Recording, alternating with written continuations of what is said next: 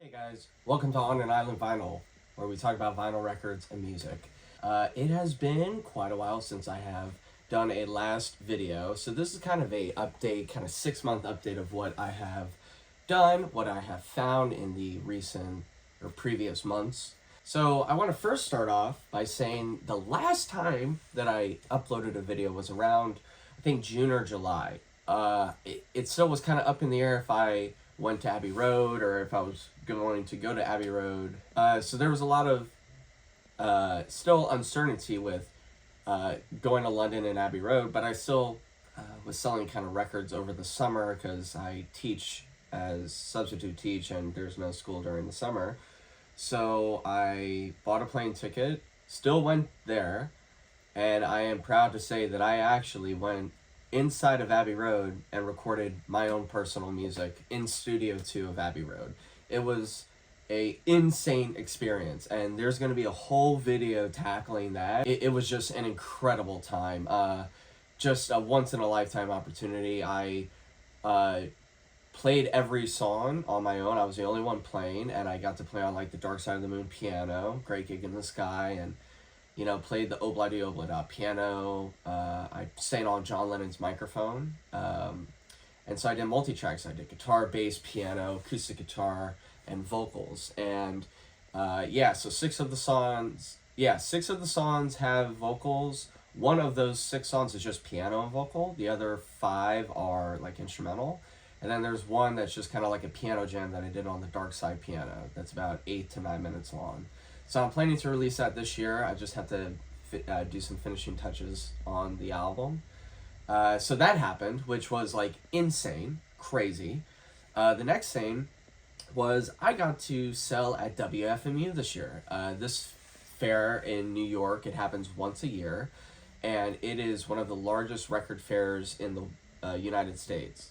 And so I got to sell with 2 of my good friends, Johnny and Evan, and that whole experience was crazy. I mean, it was in this kind of like closed off warehouse with no windows. And my friend Jordan said it kind of felt like a casino. And he's kind of true. Like, I couldn't tell what day or, what time it was. There was no windows. It was very enclosed. But there are a lot of amazing records in, those 2 days that happened, right? One of the records I got was a record that I think you guys will thoroughly enjoy. A lot of the stuff I got at WFMU this year, I got in this bag. So, might as well talk about some of it, right?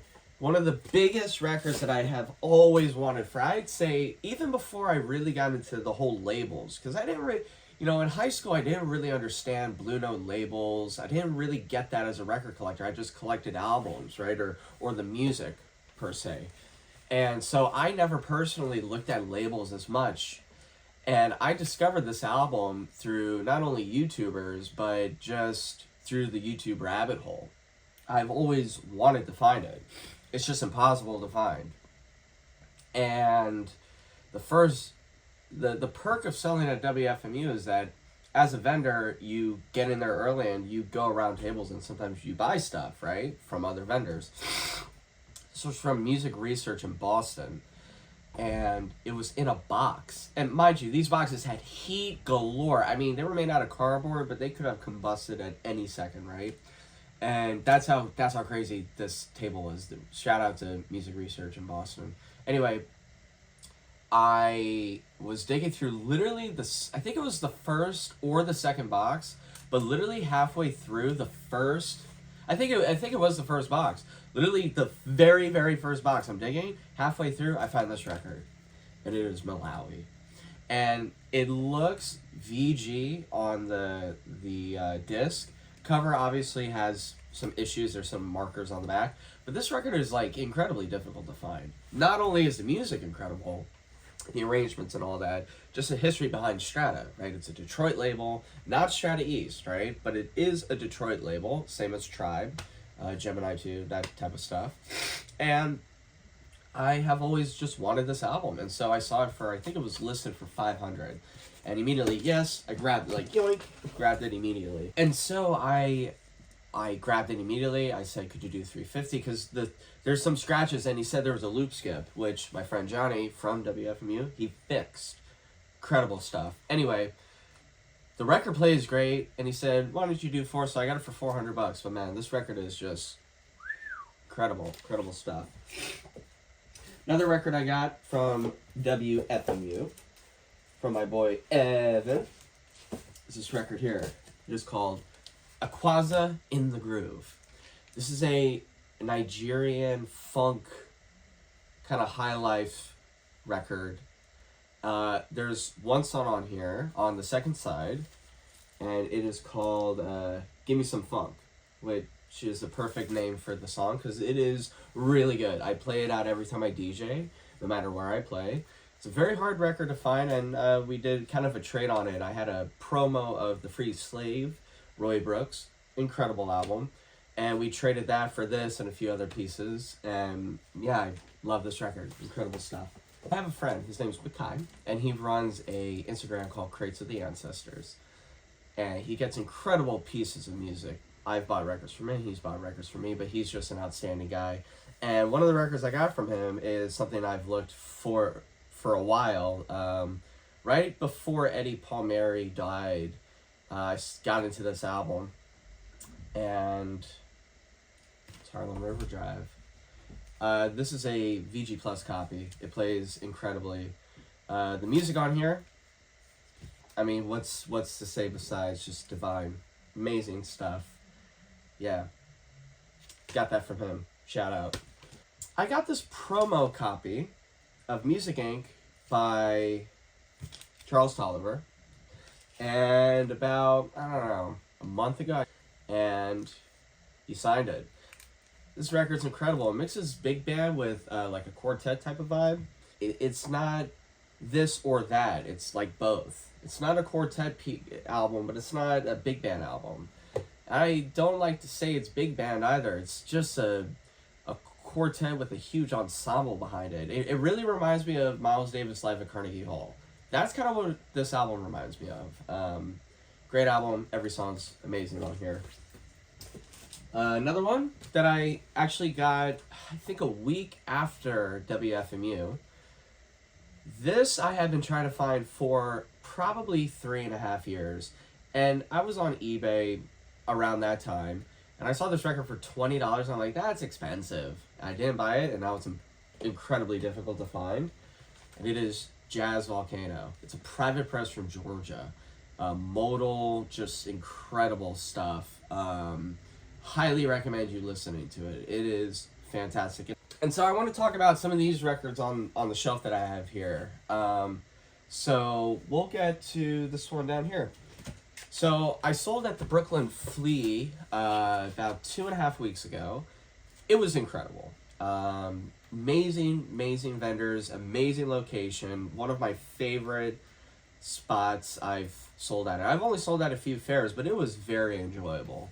And I got this original Sonny Rollins Night at the Village Vanguard mono for $60, and it plays very strong VG Plus at times. It sounds awesome. There's no piano on here. It's just Sonny Rollins. Who else is on here? Sonny Rollins, Wilbur Ware, and Elvin Jones is like one group, and then Donald Bailey on bass and Pete LaRocca on drums for Just a Night in Tunisia. That's the only song that they play on. The other 5 songs are the other 2. Great album. I'm going to grab these 3. These also came from the Hive.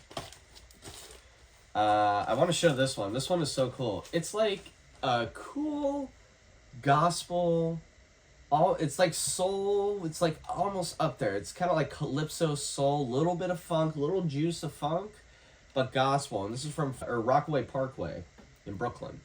And I am going to rip one of the songs and post it on YouTube very soon. So that's going to be here. But yeah, this is just a pretty good album. Some of the songs are obviously gospel, very quick pace, but overall, it's a good listen. The very first song, No One Else Can Keep You Satisfied.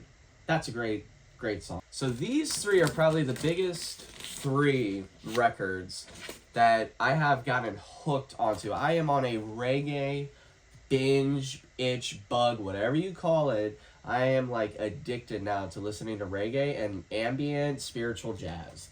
I don't know why I took that road. I mean, the music's incredible. That's why I took it. But it just kind of surprises me because I never thought I'd really, really get into reggae like I have been. But the music is just incredible, especially all the stuff from the 70s. There's some stuff from the 80s as well that are pretty good. But these three I want to really showcase. All of them are original Jamaican pressings. Two of these are Jamaican pressings. One is a US because it's the only pressing and it's a US press. But I'll show you the US one first. This is Sister Carol Liberation for Africa. Still in the shrink. Amazing stuff. The disc is VG Plus. I ripped it 2 nights ago. Unplayed. I mean, it sounds incredible. I really love this record. Yeah, it's just great stuff. It's very Sister Nancy vibes. Very Sister Nancy vibes. Like, Pasta Ducci on the left hand. That. Very, very Sister Nancy vibes. These two original Jamaican pressings. You're gonna freak on the last one, but this is crazy. In the Shrink, on the Upsetter Deep Groove label, Soul Rebel Bob Marley. When I say that this does not have a single scratch on it, there's a tiny like pressing defect from the stamper. It looks like a little bottle cap like impression, but it just makes a tiny like little bass like woo, and you can barely hear it on the second song on each side, but it plays incredible. I mean, there is not a crackle on this record. It sounds awesome. There's not a click. There's no click at all. But it's crazy. My friend Jeremy recommended this record to me probably, I'd say maybe 6 months ago. I asked him what Bob Marley's should I listen to. He's like, just get this one. This is the one to get. I also like Exodus and I like Survival too, but this is different. This is like a whole nother level. Now this album, I think is going to be in my top, dare I say, top 10 albums of all time. This could potentially be in a Desert Island playlist. And I vaguely discovered it years and years back. I listened to like one song. I didn't really I didn't get it, you know? And when you get it, then you get it. It clicks, right? It all clicks together. But when it doesn't, you just don't vibe with it, right? No matter the exposure in that moment, right? But over time, my taste changed and all that, and I rediscovered. I'm like, wait, oh yeah. And Mackay had this, and I'm like, what? And it's incredibly difficult because there's 3 Jamaican pressings. 2 of them are not good mixes. Very quiet bass, quiet treble. This record is pretty quiet in general, meaning there's a lot of space in this record, but the mix of it is incredible. This one in specific, it's like a Robert Ludwig type of vibe. More bass, more treble, more heavy instruments, and it is Dadawa. This record is psychedelic, like Traffic, Pink Floyd, reggae, revolutionary type shit. I mean, it is so good. And I'm never gonna sell it ever. It is one of those records that are going to be in my collection for when I have grandchildren. Okay, because this record is incredible, and I am now actively looking for multiple copies. It is that good, and I don't have many doubles. I have 4 copies of Red Clay. 2 of them are DJ copies, but like I have 2 like really clean copies of Red Clay that are really clean, you know, but I don't need 2 copies. You do. But this is another level. Another level. I'm going to link you the song Zion Land. Bro, it is bananas. I don't know how else to explain it besides that. It is bananas. And so, again, the Sister Nancy, the Bob Marley, and this, it just... Okay, I'm in the rabbit hole now, and now I'm addicted. So, that's that. Okay, so I want to show you a few other albums. One in particular is Brother Raw Key to Nowhere. Now, there's another one, not the Strata East, right? There's, I think, 2 Strata East of Brother Raw. But there's another album of Brother Oz. It's like a white and black. And my friend Evan got a really good deal. He got like a promo copy that goes for like $500. He got it for, I think, $70, $75. And I listened to the album, and that album and this album are really different. There are some similarities, right? But I prefer this one over the white one because the white one has too much vocal in it, right? This album has, I think, 3 songs that have vocals out of the 7 songs. The other album, I think, has 5 out of the 7. And to me, it overtakes the instrumentation sometimes because the instrumentation songs on here are just out of this world. I mean, the song, what is it? Hanifa. The song Hanifa is only almost 6 minutes long. It takes you on a journey. You feel like you're on a magic carpet floating in the wind on a silk ocean. That's what it feels like. It is crazy. Yeah, Brother Up, Key to Nowhere. Insane stuff. This I've had before, but it's really hard to find clean copies of. Larry Saunders, The Prophet of Soul. And this is a promo copy from a radio station. The other label, or the other album on this label is The Whole Darn Family, which is really funky. This is soul. Whole Darn Family is more funky soul, right? I got this probably a week ago. Great stuff. Harold Land. Recommend this album before it goes over $100. This is a white label promo. It's just beautiful. Yeah, incredible stuff. Phil Coren, he was also part of Sun Ra, but he made this album back in the 90s, or recorded it.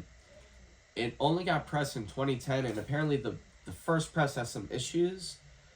This press, it's the second press, and there's only 2 presses. The second press there's no notes. I mean, it is great. The song on the last side, the Koren Blues, I don't like at all. It is not, it really takes away from the album. I really wish he did not put that on this album because every other song's great. But it really interrupts the flow of the album, which really brings it down, in my opinion, as a full listening experience. Now, if you want to individually listen, like the whole B-side is great. The whole B-side's great, and the A-side, first, second songs are great. So if you want to end on the second song on the A-side, it's a perfect album. But then you put in the blues album, it just really, really stales it up, man. I don't know. I don't dig it. But hey, everybody's taste is different, right? Another thing that I did, let's see, what else did I do?